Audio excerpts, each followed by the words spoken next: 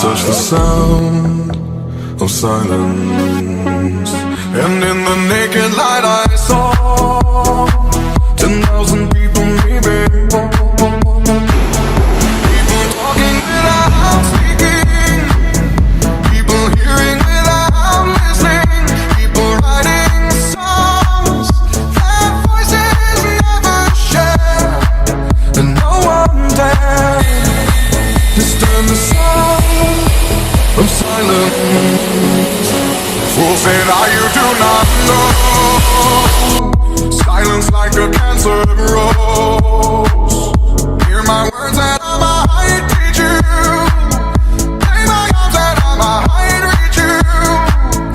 But my words, like silent raindrops, fell